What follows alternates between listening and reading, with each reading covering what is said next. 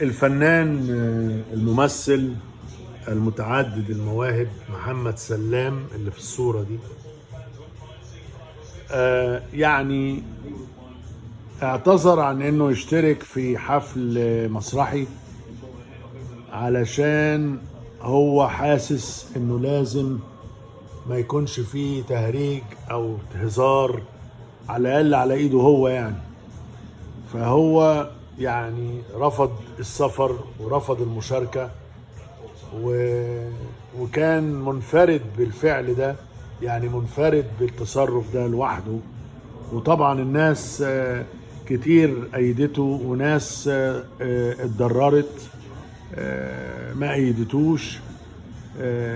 احنا بالنسبة لنا هنا بنأيده على أساس حريته الكاملة في اتخاذ قرارات